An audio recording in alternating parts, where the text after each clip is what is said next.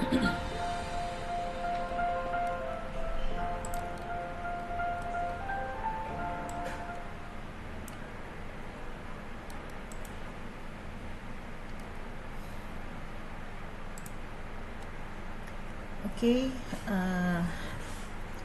terima kasih untuk rekan mahasiswa ya. Kita bertemu lagi di pertemuan hari ini ya.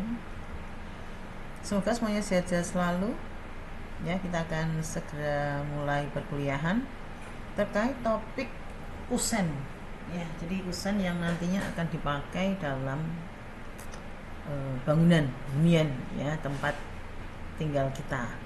Nah, kusen di sini meliputi kusen pintu dan kusen jendela. Ya, jadi untuk materi saya bagi dua part ya. Jadi ada part 1 dan part 2. Karena apa? Karena mengingat materi kusen ini sangat menarik ya. Dia unik ya. Jadi mungkin hanya sekedar dia merupakan lubang untuk ventilasi udara, ventilasi angin, matahari gitu kan. Tapi sebenarnya beberapa desain kusen itu juga bisa meningkatkan perform dari fasad bangunan itu sendiri. Nah, lebih lengkapnya lagi ya, kita akan bersama-sama berdiskusi tentang kusen itu sendiri ya, baik kusen pintu maupun kusen jendela. Kita berkenalan dulu dengan yang namanya kusen pintu dan kusen jendela ya. Nah, kusen itu adalah, mungkin dari Anda sudah paham ya apa sih artinya kusen itu. Oh, itu yang nempel di dinding Bu gitu ya. Oh, itu jaring kayu itu Bu gitu ya. Oh, jangan salah ya, bahwa kusen itu dia itu adalah suatu rangka dari balok kayu atau dari bahan lainnya. Jadi tidak hanya dari bahan material kayu ya. Itu bisa plastik, aluminium yang dihubungkan sedemikian rupa sesuai dengan kaidah suatu konstruksi, fungsi serta selera dari pemilik bangunan, dari owner ya. Dia mau klasik, mau modern ya, itu tergantung dari selera dari pemilik bangunan. Nah, pemasangan kusen itu harus benar dan baik, dimana dalam hal ini pemasangan harus tegak lurus ya, leveling dengan bukaan pintu serta jendela sesuai dengan kondisi ruangan dan faktor keamanan ya. Nah, pada prinsipnya pemasangan kusen itu diusahakan mempunyai ketinggian yang sama dengan kusen-kusen lainnya. Jadi dari depan sampai belakang gitu ya, itu ketinggian kusen ya dalam pemasangannya itu memiliki ketinggian yang sama. Nah, nanti ada standar ukuran ya, berapa ketinggian daun pintu, berapa ketinggian kusen pintu atau jendela, berapa ketinggian jendela itu sendiri ya. Dan nanti model-modelnya pun juga Anda bisa nanti lihat ya. Nah, bentuk dan variasi kusen tergantung pada pemilik bangunan, akan tetapi ya, ini yang harus diperhatikan. Harus memperhatikan segi keamanan, keindahan, dan faktor pembiayaan. Bentuk dan variasi kusen juga sebenarnya tidak begitu banyak ya. Yang modelnya ya kotak ada lengkungnya begitu ya. Mungkin bahkan bisa juga diberi kaca patri begitu kan. Nah, lebih banyak pada variasi dalam pintu dan jendelanya serta kaca yang akan dipasang. Jadi kusennya itu hanya kotak biasa, tapi ya daunnya itulah yang dia memiliki bentuk yang bervariatif. Nah, seperti ini yang ada di tampak monitor Anda ya, beberapa alternatif desain daun pintu ataupun daun jendela. Nah, untuk bahannya yang seperti tadi saya sampaikan ya, dia bisa dari kayu ataupun aluminium ataupun plastik. Nah, apa saja kalau dari bahan kayu itu? Bisa dari kayu merbau, kayu besi, kayu meranti, kayu jati maupun kayu damar ya, itu yang biasa dapat kita temui di pasaran. Nah, spesifikasinya merupakan rangka untuk meletakkan daun pintu dan daun jendela pada dinding yang biasa terbuat dari kayu atau logam. Nah, fungsi kusen itu sendiri ya, itu adalah sebagai tempat peletakan daun pintu maupun jendela, kemudian sebagai bagian konstruksi bangunan dan sebagai penyekat dinding bangunan.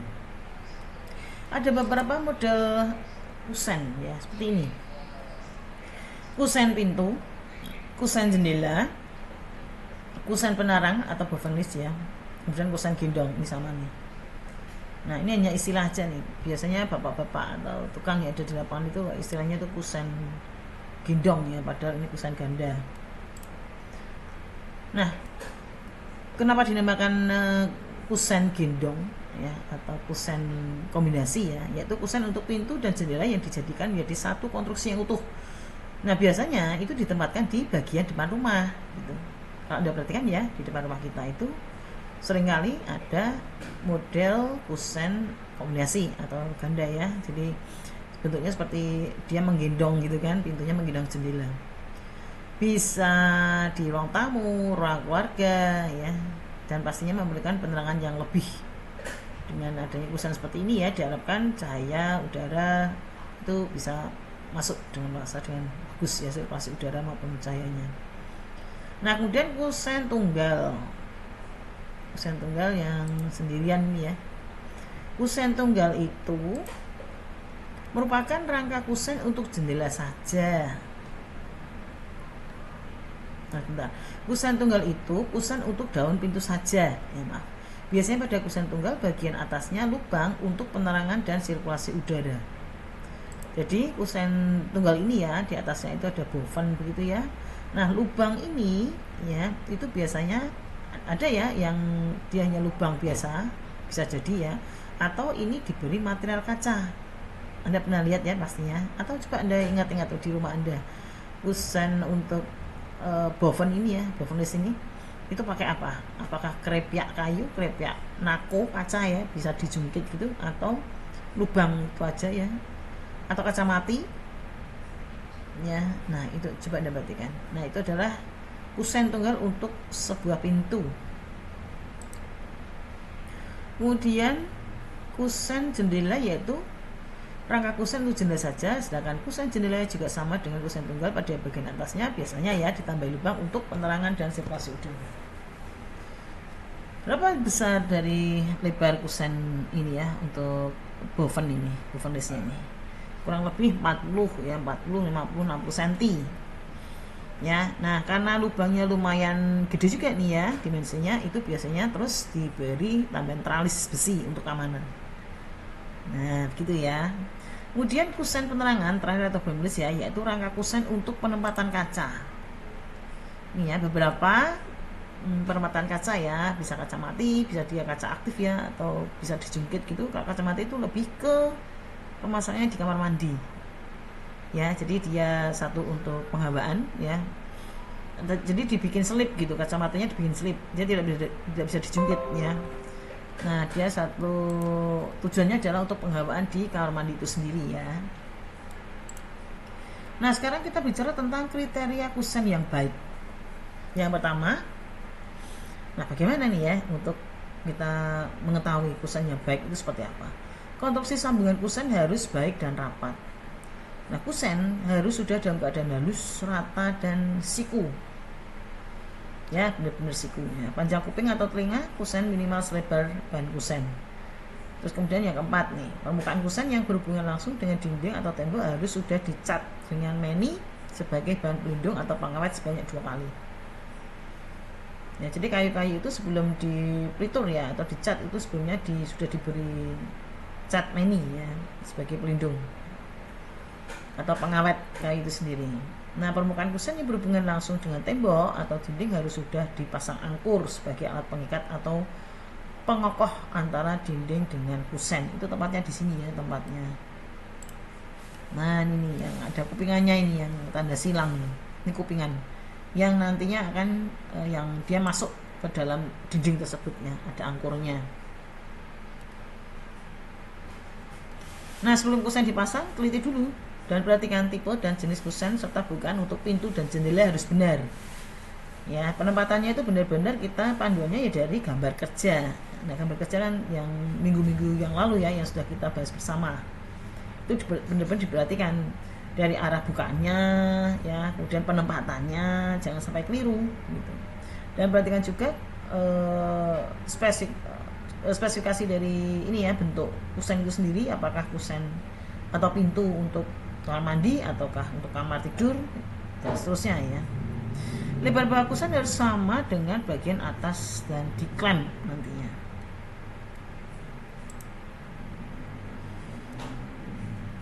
Nah, ini standar ya, standar ukuran dari kusen pintu.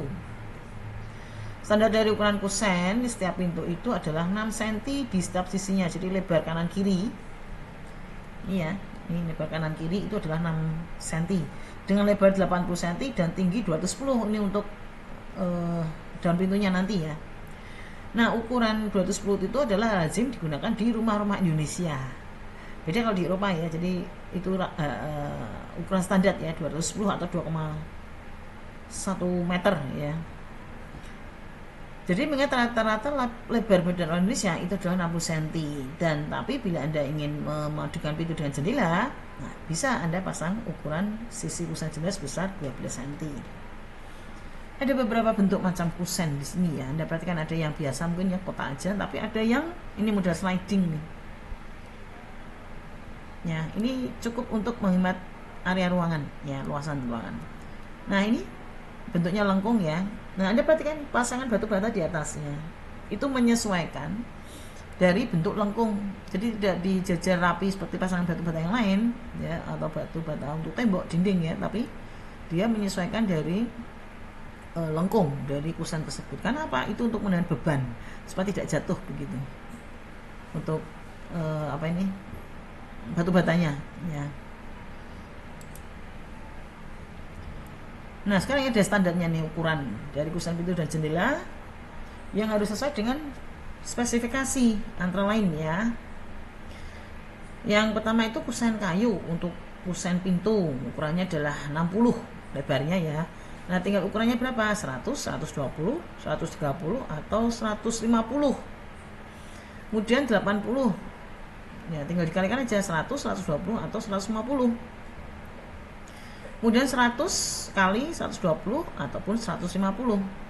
Nah, kemudian untuk ukuran standar model 2 pintu yang ukurannya itu 90 kali 210 atau masing-masing pintu itu namanya kupu tarung ya.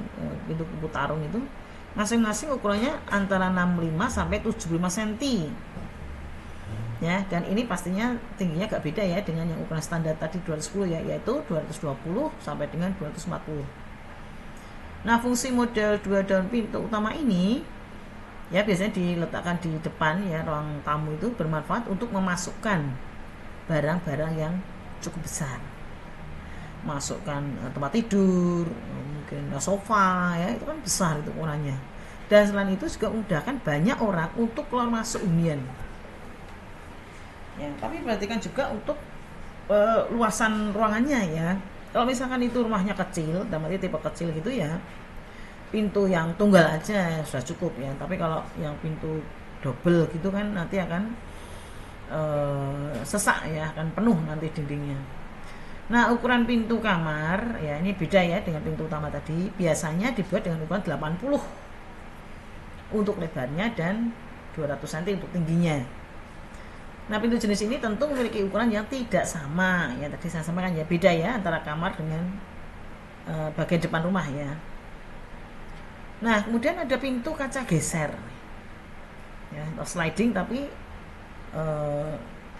pakai kaca dia materialnya ya. Tengahnya adalah cara mudah mengakses teras atau deck. Nah, biasanya dia diletakkan di ruang keluarga yang berbatasan dengan ada taman di belakang, ada kolam ikan di belakang. Nah, dia pakai pintu kaca geser. Ukuran standarnya itu 1,8 meter ya kali lebar 1,8 meter. Namun ukuran umum lainnya termasuk tinggi itu 1,5 meter kali lebar 2,4 meter dan tinggi 2,4 meter kali lebar 2,4 meter. Nah, untuk ukuran jendela standar untuk kamar tidur ya, nih yang perlu diperhatikan ya, 40 kali 90 tuh untuk jendela ya. Jadi lebarnya 40, tingginya 90 atau 50 kali 1 meter atau 100 cm ya, atau disesuaikan dengan ukuran kamar tidur. Jadi sebenarnya ini ukuran standar ya, tapi sebenarnya ukurannya bisa menyesuaikan juga sesuai atau di custom ya, sesuai dengan kebutuhan. Nah, ada yang berbeda lagi ya, yaitu ukuran pintu kamar mandi. Nih, dia lebih kecil ya. Kalau tadi lebarnya kurang lebih 80, 90 ya. Nah, pintu kamar mandi itu ukurannya hanya kisaran 60 sampai 70 cm, lebih kecil ya, dan bahannya pun dari plastik ya atau aluminium. Panjangnya 180 cm, bukan lagi 210 tapi hanya tingginya 180 cm ya di kamar mandi. Jadi jangan sampai salah pasang. Nah, seperti ini bentuk kusennya dan daun pintu ataupun daun jendelanya ya, seperti ini. Ya, jadi ini ukurannya tadi 140 cm, lebarnya berapa nih? Ya, ini bisa terlihat. Ini tingginya 200, kemudian lebarnya 60 ya. Nah, ini yang jendelanya nih ceritanya kanan kiri nih ada nih ya, posisinya di kanan dan sebelah kiri. Jadi pintu itu sendiri. Kemudian jendela, kemudian ini kusen-kusennya ya kalau dilepas begitu. Nah, ini daunnya dia pakai panil ya. Ada hiasannya supaya tidak monoton. Nah, seperti ini kurang lebihnya untuk pemasangan di lapangan. Jadi kusen itu dia terpasang jika pekerjaan pemasangan batu bata itu setelah berdiri kurang lebih 1 meter itu sudah bisa dipasang. Nah, seperti ini. Jadi perlu koordinasi antara pekerjaan di lapangan ya, yang ada tukang batu di lapangan itu dengan kusen. Kita pesan kusen di luar ya, dengan tukang kayu. Jadi begitu dia pekerjaan batu bata ini sudah naik kurang lebih 1 meter, nah ini kusen itu harus segera ready dipasangkan nantinya.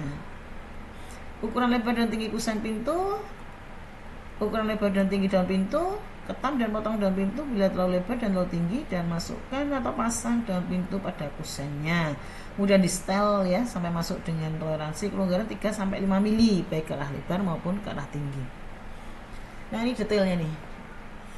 Ini yang kusen paling atas ya, namanya kepala kusen ini. Nah, ini kurang lebihnya seperti ini nih ya. Gendong cuma agak beda model dikit ya. Dan tidak lupa nanti diberi steker ya untuk supaya dia tidak ke belakang ataupun ke depan ya, supaya dia bisa berdiri presisi ya. Ada angkur ya, ini angkur baja. Nah, ini batu batanya di sini ya. Jadi dimasukkan aja nih. Jadi jangan lupa untuk memberikan lubang pada dinding. Jadi jangan dipenuhi semua ya. Makanya itu perlu membaca gambar kerja dengan cermat supaya nanti pas giliran ini ya membuat lubang pada dinding untuk pemasangan kusen, jendela maupun pintu, dia sudah tersedia di situ. Jadi tidak dibongkar gitu ya. Nah, ini kupingannya ini kupingannya yang tadi di depan kuliah tadi ya, itu ada gambar silang. Ini kupingan kanan kiri yang dia fungsinya nanti masuk ke dalam dinding. Ya, diberi steker ya. Depan belakang ya supaya tidak rubuh.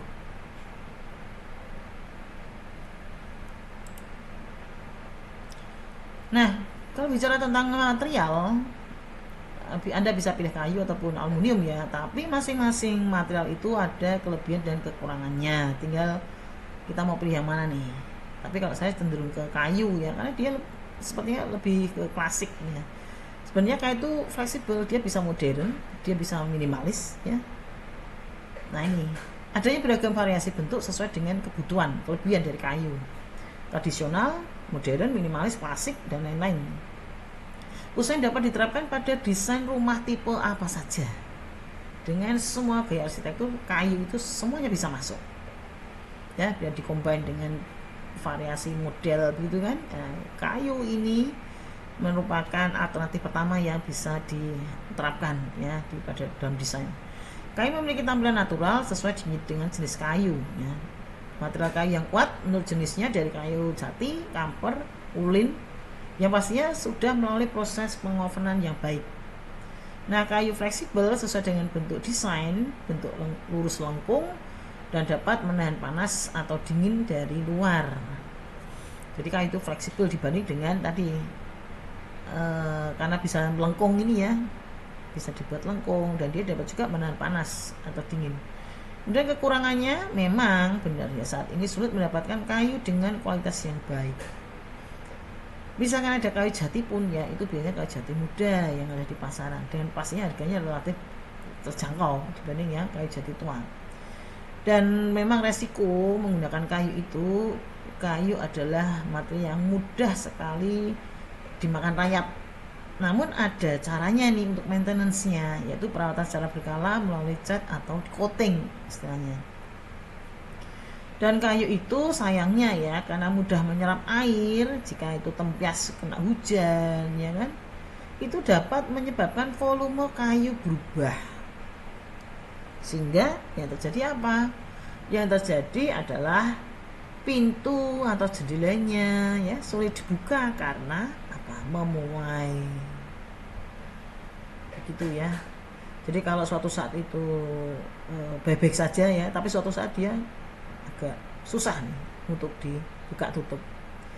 Dan kayu adalah kekurangannya itu harga yang relatif mahal karena dia masih ada biaya proses pembuatan ya, pemasangan, kemudian perawatannya ya. Nah, tinggal kembali lagi ya, kalau memang selera ya, dari selera si owner ya, dia memilih kayu dibanding dengan aluminium ya, itu bisa menjadi pertimbangan. Nah, kemudian kalau aluminium bagaimana kelebihannya ya? Kita bicara tentang kelebihannya dulu nih. Kalau kusen dari material aluminium ini, kalau keluarga modern ya, untuk saat ini pastilah pilihannya ke material aluminium. Kenapa? Karena bahan aluminium itu tidak bisa lapuk, tidak bisa dimakan rayap. Bahan aluminium itu lebih tahan lama karena tidak menyusut seperti kayu itu tadi, tidak mengalami perubahan bentuk seperti kayu itu tadi, dan akibat perubahan cuaca. Jadi dia mau kena panas, kena dingin, dia baik-baik saja ya. Kemudian tampilan kusen aluminium dapat dicat atau dilapis dengan motif kayu sebenarnya, sehingga menyerupai kayak asli ya, padahal dia aluminium. Nah, selain itu warna kusen dengan bahan aluminium itu ya dapat disesuaikan dengan warna ruangan sehingga menyatu dengan serasi. Perawatannya nah, simple ya, mudah dan simple, tidak memerlukan cairan pelapis rayap seperti halnya pada kayu ya, paling cuma dilap ya, dilap udah bersih lagi ya. Kalau kayu ya masih diberi cat anti rayap, masih dipelitur ya, dan itu bertahap, itu prosesnya menerus ya, continue untuk maintenance kayunya. Proses pemasangan kusen dengan bahan aluminium lebih cepat dibanding kusen berbahan kayu. Salah satu manfaat kusen aluminium adalah untuk meminimalisir berat bangunan rumah ya. Jadi jika Anda ingin menginginkan rumah dengan 2 lantai, nah kusen aluminium ini ya, dia diletakkan di lantai 2 karena dia setidaknya mengurangi beban bangunan yang ada di lantai bawah. Dan ekonomis dalam pengertian biaya proses pembuatan, pemasangan, dan perawatannya ya. Nah, sekarang kekurangannya, pemasangan harus dengan menggunakan sistem visor kayak alat ya, bor tadi itu, kemudian visornya dipasang, dan jika terjadi kesalahan pada pemasangannya bisa berakibat fatal. Dan perlunya tenaga yang dia memiliki skill khusus ya, orang aluminium ya, khusus aluminium, karena sambungannya harus benar-benar siku ya. Jika tidak siku atau kurang baik, atau kaca itu ya tidak bisa dengan sempurna masuk ke dalam kusennya, itu menyebabkan air hujan dapat masuk. Bahan penyambung atau karet penyekat antar kaca dan aluminium itu juga harus baik. Nah, tinggal itu tadi, mau pilih kayu atau aluminium ya untuk alternatif penggunaan kusen pintu ataupun kusen jendelanya. Nah, di part 2 ini ya mungkin kita bicara tentang sampai dengan kelebihan dan kekurangannya ya, material kayu tadi ya, material kusen pintu maupun jendela ya. Nanti di part kedua kita bahas lagi untuk terkait dengan uniknya kusen ini. Kita bicara tentang daun pintu dan jendela ya.